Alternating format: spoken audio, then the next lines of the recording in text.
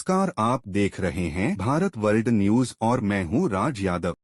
आज पूरे देश में संविधान दिवस अत्यंत उत्साह के साथ मनाया गया। सरकारी कार्यालयों, स्कूलों, कॉलेजों और विभिन्न संस्थानों में संविधान की प्रस्तावना का सामूहिक पठन किया गया। इस अवसर पर नागरिकों में संविधान की भावना को मजबूत करने के लिए कई जागरूकता कार्यक्रम आयोजित हुए। कई राज्यों में रैलियां निकाली गईं, जिनमें युवाओं, समाज सेवियों और शिक्षकों ने सक्रिय भागीदारी दिखाई। विभिन्न स्थानों पर आयोजित सेमिनारों में विशेषज्ञों ने संविधान के महत्व, नागरिक अधिकारों और कर्तव्यों पर विस्तार से चर्चा की। सोशल मीडिया प्लेटफॉर्म पर भी संविधान दिवस से जुड़े संदेशों की भरमार रही। लोगों ने संविधान निर्माताओं को याद करते हुए उनके योगदान पर प्रकाश डाला। कई संस्थानों ने बच्चों के लिए पोस्टर प्रतियोगिता, वाद विवाद और निबंध लेखन कार्यक्रम रखे, जिनमें संविधान के विविध पहलुओं पर विचार साझा किए गए। नेताओं ने संदेश जारी कर नागरिकों को लोकतांत्रिक मूल्यों को सहेजने और समाज में एकता, सौहार्द बनाए रखने की अपील की।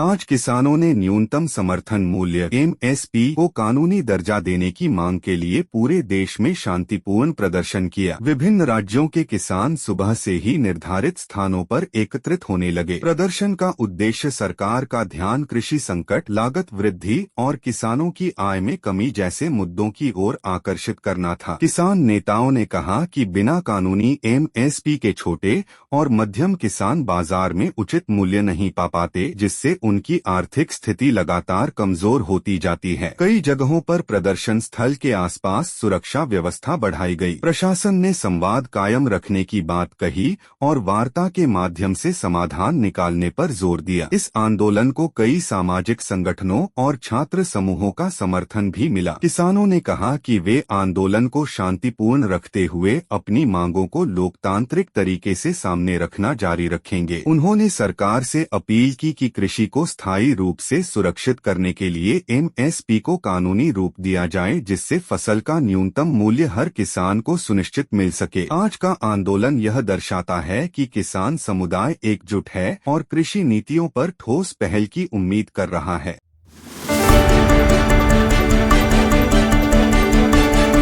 राजधानी में वायु प्रदूषण आज फिर गंभीर श्रेणी में दर्ज किया गया। एयर क्वालिटी इंडेक्स लगातार खतरनाक स्तर पर बना हुआ है, जिससे लोगों की दिनचर्या पर प्रभाव पड़ रहा है। सुबह धुंध और धुएं की मोटी परत शहर के कई इलाकों में छाई दिखाई दी। विशेषज्ञों का कहना है कि ठंडी हवाएं प्रदूषक तत्वों को जमीन के पास रोक देती हैं, जिससे AQI और खराब हो जाता है। स्वास्थ्य विभाग ने नागरिकों को सलाह दी है कि सुबह जल्दी और देर शाम बाहर निकलने से बचें। खासकर बच्चों, बुजुर्गों और दमा के रोगियों को अतिरिक्त सावधानी बरतने को कहा गया है। कई स्कूलों ने खेल और बाहरी गतिविधियां अस्थायी रूप से रोक दी हैं। इसके साथ ही प्रशासन ने निर्माण कार्यों पर सख्ती, पानी का छिड़काव और ट्रैफिक नियंत्रण जैसे कदम तेज कर दिए हैं। पर्यावरण विशेषज्ञों ने दीर्घकालिक समाधान की जरूरत बताते हुए कहा कि वाहन उत्सर्जन, कचरा जलाने और औद्योगिक धुएं पर निरंतर निगरानी आवश्यक है। नागरिकों से कारपूलिंग और सार्वजनिक परिवहन का उपयोग बढ़ाने की अपील की गई है। प्रदूषण का मौजूदा स्तर लोगों के स्वास्थ्य पर प्रतिकूल असर डाल रहा है, इसलिए प्रशासन और जनता दोनों को मिलकर प्रयास करने की जरूरत है।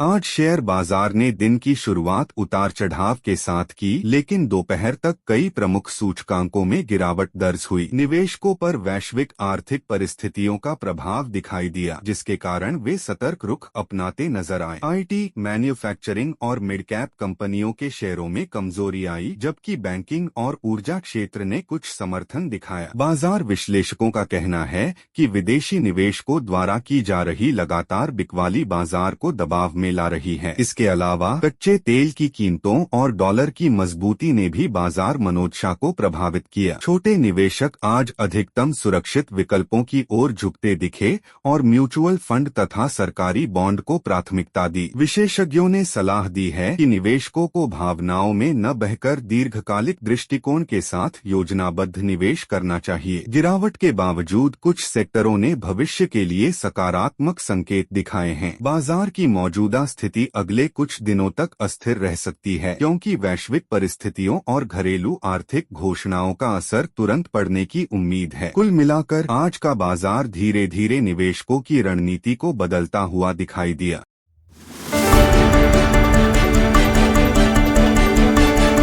भारतीय क्रिकेट टीम ने आगामी अंतर्राष्ट्रीय सीरीज के लिए अभ्यास शिविर शुरू कर दिया है। नए कप्तान के नेतृत्व में टीम ने फिटनेस, फील्डिंग और तकनीकी सत्रों पर विशेष ध्यान दिया। पहले दिन खिलाड़ियों ने विभिन्न समूहों में नेट प्रैक्टिस की और बल्लेबाजों व गेंदबाजों ने कोचिंग स्टाफ के साथ रणनीति पर चर्चा की। टीम में युवा खिलाड़ियों की मौजूदगी ने ऊर्जा और उत्साह को बढ़ा दिया है। कोचों ने खिलाड़ियों की व्यक्तिगत कमजोरियों पर काम करते हुए उन्हें आगामी मैचों के लिए मानसिक रूप से भी तैयार किया। फील्डिंग ड्रिल्स में खिलाड़ियों ने तेज थ्रो, कैचिंग और ग्राउंड फील्डिंग पर समय बिताया। दूसरी ओर गेंदबाजों ने नई गेंद और डेथ ओवर स्ट्रेटेजी पर जोर दिया। टीम प्रबंधन ने बताया कि यह सीरीज घरेलू परिस्थितियों में खेले जाने वाली है, इसलिए खिलाड़ियों को पिच और मौसम के लिहाज से विशेष तैयारी करनी होगी। शिविर के दौरान टीम के वरिष्ठ खिलाड़ियों ने युवाओं को मार्गदर्शन भी दिया। प्रशंसक उम्मीद कर रहे हैं कि आगामी मुकाबलों में भारतीय टीम दमदार प्रदर्शन करेगी और हाल के दबाव से बाहर निकलेगी। अभ्यास कैंप अगले कई दिनों तक चलेगा, जिसमें खिलाड़ियों की अंतिम चयन सूची भी तय की जाएगी।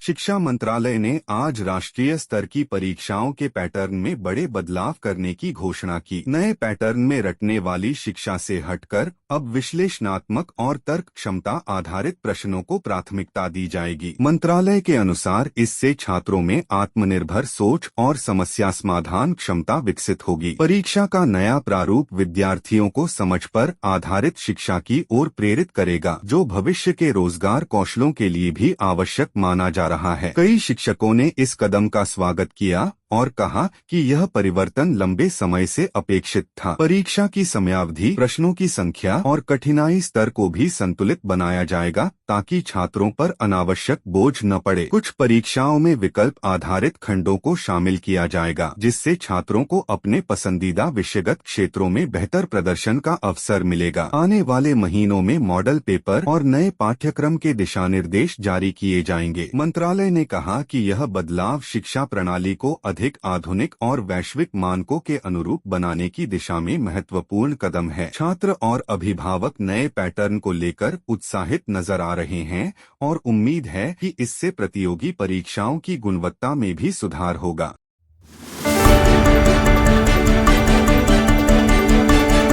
देश के ग्रामीण इलाकों में डिजिटल सेवाओं की पहुंच तेजी से बढ़ी है, जिससे आम लोगों को कई महत्वपूर्ण सुविधाएं आसानी से मिल रही हैं। सरकारी पहल के बाद अब गांवों में इंटरनेट कनेक्टिविटी बेहतर हुई है और डिजिटल केंद्रों की संख्या भी बढ़ी है। इससे किसानों को फसल संबंधी जानकारी, मौसम पूर्वानुमान, बीज और खाद की कीमतों की जानकारी ऑनलाइन मिलने लगी है। कई ग्रामीण युवा डिजिटल भुगतान और ऑनलाइन व्यवसाय सीखकर नए रोजगार के अवसर तलाश रहे हैं। स्थानीय दुकानदार भी ऑनलाइन भुगतान स्वीकार कर रहे हैं, जिससे लेन देन में पारदर्शिता आई है। स्वास्थ्य सेवाओं में भी डिजिटल प्लेटफॉर्म का उपयोग बढ़ा है। टेलीकंसल्टेशन के माध्यम से कई लोग शहर गए बिना डॉक्टरों से सलाह ले पा रहे हैं। शिक्षा के क्षेत्र में ऑनलाइन कक्षाओं और डिजिटल सामग्री ने छात्रों को नई दिशा दी है। महिलाओं के समूहों ने भी डिजिटल बैंकिंग और ई शिक्षा के माध्यम से खुद को आत्मनिर्भर बनाया है। प्रशासन का कहना है कि आने वाले समय में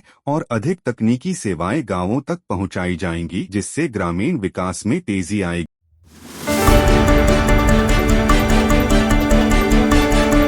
पर्यावरण संरक्षण को ध्यान में रखते हुए उद्योग जगत ने हरित ऊर्जा परियोजनाओं में निवेश बढ़ा दिया है। सौर ऊर्जा, पवन ऊर्जा और जैविक ईंधन जैसे स्रोतों को अपनाने के लिए कई कंपनियां आगे आई हैं। इन परियोजनाओं से न केवल बिजली की लागत कम होगी, बल्कि प्रदूषण में भी कमी आएगी। उद्योग विशेषज्ञों का कहना है कि आने वाले वर्षों में नवीकरणीय ऊर्जा का उपयोग बढ़ने से देश का कार्बन उत्सर्जन घटेगा और पर्यावरण बेहतर होगा। कई औद्योगिक क्षेत्रों में सौर पैनल लगाए गए हैं और ऊर्जा दक्षता उपकरणों का उपयोग शुरू किया गया है। सरकार ने भी हरित ऊर्जा को बढ़ावा देने के लिए कई प्रोत्साहन योजनाएं शुरू की हैं, जिससे छोटे और बड़े उद्योगों को लाभ मिलेगा। इस परिवर्तन का सकारात्मक असर उत्पादन लागत और संसाधनों के सही उपयोग पर पड़ेगा। पर्यावरण संगठनों ने इस पहल का स्वागत किया है और इसे स्थायी विकास की दिशा में महत्वपूर्ण बताया है। उम्मीद है कि हरित ऊर्जा को बड़े पैमाने पर अपनाने से उद्योगों की छवि बेहतर होगी और पर्यावरण प्रदूषण में महत्वपूर्ण कमी आएगी।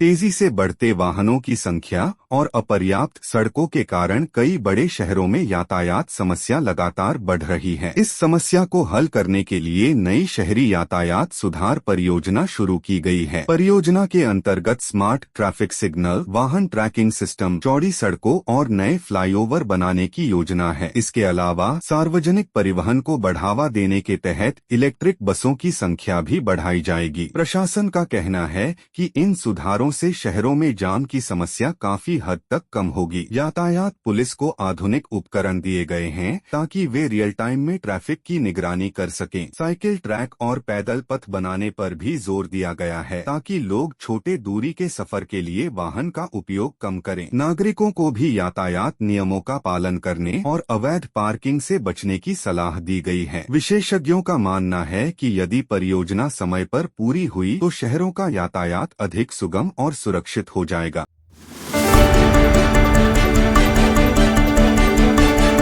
स्वास्थ्य क्षेत्र में आधुनिक तकनीकों के उपयोग से मरीजों को मिलने वाली सुविधाएं बेहतर हो रही हैं। कई अस्पताल अब उन्नत मशीनों, रोबोटिक सर्जरी, डिजिटल एक्सरे और एआई आधारित डायग्नोसिस सिस्टम का उपयोग कर रहे हैं। इन तकनीकों से इलाज की गुणवत्ता बढ़ी है और जटिल रोगों की पहचान पहले ही चरण में हो जाती है। डॉक्टरों का कहना है कि रोबोटिक सर्जरी से ऑपरेशन अधिक सटीक और सुरक्षित होते हैं, जिससे मरीज जल्दी स्वस्थ होते हैं। डिजिटल रिपोर्टिंग और ऑनलाइन अपॉइंटमेंट सिस्टम से मरीजों को लंबी कतारों में इंतजार नहीं करना पड़ता। ग्रामीण अस्पतालों में भी टेलीमेडिसिन की सुविधा प्रदान की जा रही है, जिससे विशेषज्ञ शहर में बैठे बैठे ही मरीजों का निदान कर सकते हैं। नई दवाओं और शोध कार्यों ने भी अस्पतालों की क्षमता बढ़ाई है। हालांकि विशेषज्ञ चेतावनी देते हैं कि तकनीक के बढ़ते उपयोग के साथ साइबर सुरक्षा और डेटा संरक्षण पर विशेष ध्यान देना जरूरी है। कुल मिलाकर आधुनिक तकनीक से स्वास्थ्य सेवाओं में तेजी और दक्षता बढ़ी है।